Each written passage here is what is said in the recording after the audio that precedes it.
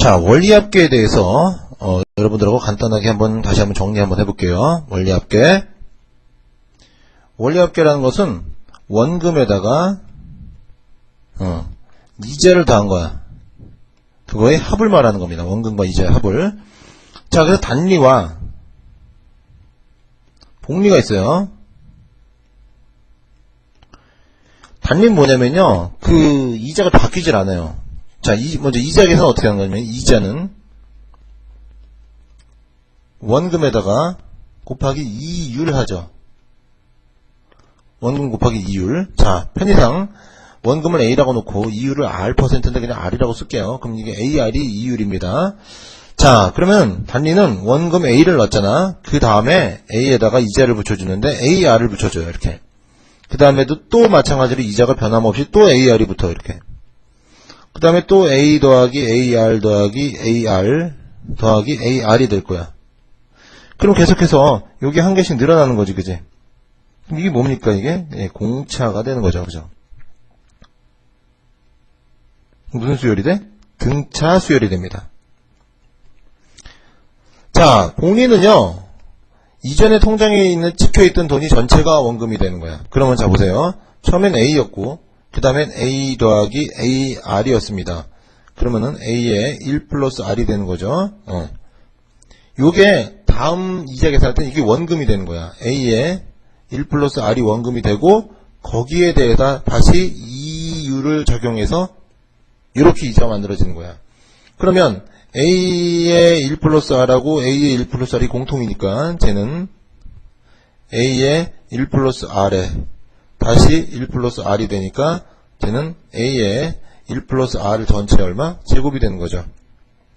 똑같은 방법을 하면 A의 1 플러스 R의 전체 제곱이 원금이 되고 다시 A의 1 플러스 R 전체 제곱에다가 곱하기 1 플러스 R을 이렇게 하는 거예요. 결론적으로 얘는 A의 1 플러스 R의 전체 세제곱이 됩니다. 따라서 복리법에 의한 N년 후의 원리합계라는 것은 A의 1 플러스 R의 전체 N제곱 이렇게 되시겠다 이런 얘기죠. 이해되나요? 자, 반드시 숙지하고 계셔야 됩니다. 자, 그럼 이걸 가지고 첫 번째 적금으로 들어갑니다. 적금. 이건 적립 예금의 준말이죠. 그죠? 돈을 이제 일정한 기간에 똑같은 금액을 계속해서 예금하는 거. 이걸 적금이라 그래요. 자, 그래서 기수불하고 기말불이라는 게 있는데 기수불이란 거하고 기말불이라는 게 있어요. 그럼 기수불은 그 기간의 초에 돈을 집어넣습니다. 기말불은 말에 돈을 집어넣어요. 그럼 어떤 차이가 생기냐? 자, 볼게요. 처음에 이렇게 돈을 초에 집어넣어요. 초에 집어넣습니다. n번 집어넣는다고 칠게요. 기말불은 말에 집어넣습니다.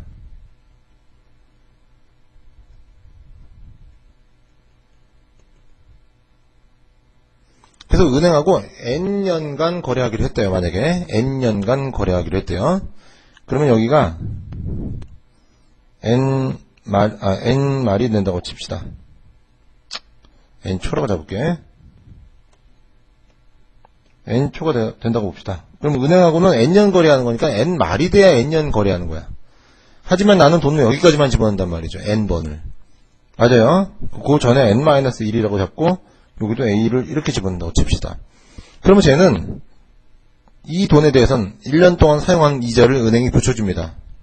1년 사용했으니까 A의 1 플러스 R이 돼요. 쟤는 2년 사용했죠. 그래서 A의 1 플러스 R의 전체 얼마? 제곱이 돼. 차례대로 비슷하게 이렇게 써주시면 되겠지. 이것들을 다 더한단 말이야. 다 더해. 그죠? 그게 뭐가 되는 거야? 첫째 항이 A의 1 플러스 R이 되고요. 공비가 1 플러스 R이 되는 등비수열의 합이 돼요. 자, 항은 몇 개겠어? n개겠지, 그지? 이렇게 되는 이런 관계식을 유도할 수 있어. 자, 그 다음에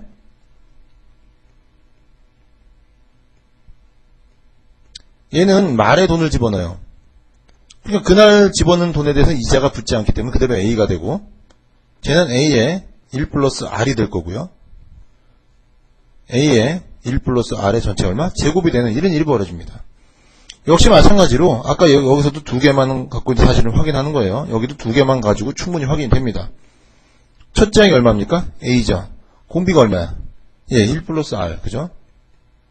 항수 역시 N개. 이렇게 되는 공식이 튀어나오죠. 그럼 이 두 식의 차이는 뭡니까? 첫째 항이 다른 거야. 첫째 항. 첫 항이 달라집니다. 그죠? 첫 항이 달라져요. 그럼 자, 이제 여러분들 이 공식을 외웁니까? 아니야, 외우지 마세요. 절대로 외우지 마시고 그냥 그리시는데 지금 선생님이 그렸던 것처럼 이렇게 좀 그려주세요. 어떻게? 나는 거꾸로 해서 이 뒷부분만 제대로 그립니다. 뒷부분만 제대로 그리시면 이게 뭐 등비 수열이 된다는 거는 자명한 사실 아니에요. 그죠? 뒷부분 두 개면 첫 번째 나온 게 첫째 항이고 그 다음이 곱해진 수를 찾으면 그게 공비가 되는 거야. 그지? 항상 은행하고 거래가 마무리되는 그 시점이 언제인지를 반드시 확인하셔야 돼요. 예. 그리고 그 기간에 대한 어떤 차만 여러분들이 조심하시면 됩니다. 되죠? 그러면 이제 다음은 상환 문제로 한번 넘어가 보도록 하겠습니다. 자, 상환과 연금의 현가는 사실 같아요. 이렇게 놓고 상환, 그 다음에 연금의 현가 함께 할게. 상환은 내가 은행에 돈을 갚는 거고요. 연금은 거꾸로 은행이 나한테 돈을 주는 거예요. 그죠? 그래서 그냥 돈 갚는 문제다 이렇게 할게요.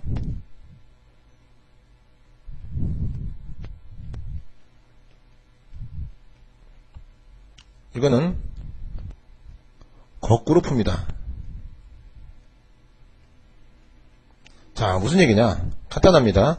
내가 예를 들어서 오늘 A라는 돈을 빌렸어요. A라는 돈을 빌리면 이걸 A라는 돈을 빌려서 일정 기간 갚아나간대. 그래서 뭐 N회에 갚았다고 칩시다. N회. 그러면 내가 뭐 말에 갚건 초에 갚건 이제 기수불 기말불 얘기는 적금에서 했으니까 이제 여기서는 그냥 말에 그냥 갚아볼게요. 그 다음 달 말부터 일정한 금액 A를 이렇게 갚아나간다고 칩시다. 그래서 몇 번에? N번에 나눠서. 여기 N 말입니다. 그러면 내가 총 갚는 돈은 이 녀석의 돈을 N년 동안 사용하니까, 그죠? 이 금액이 바로 얼마가 될 거냐면 A에 대해서 1 플러스 R의 N제곱. 그죠? 이렇게 된 원리합계. 이 돈이 바로 내가 뭐가 될 거냐면 갚을 돈이 됩니다. 근데 이 갚아나가는 돈의 합도 이 돈과 같아야 될 거 아니야. 얘는 얼마입니까? 적금으로 보는 거죠, 이제. 이렇게요. 그럼 쟤는 첫째 항이 A고, 공비. 기수불과 기말불에 따라서 식이 좀 달라지니까 외우는 거 아니야. 그죠? 이게 뭐야? 갚아나간 돈.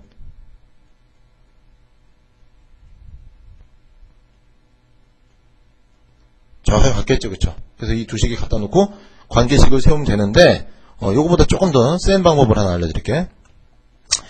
자, 현재 A라는 돈의 가치는 뭐 N년 후라고 합시다. 그냥 N년 후에 A에 1 플러스 R의 전체 N제곱의 가치가 있대요. 이렇게.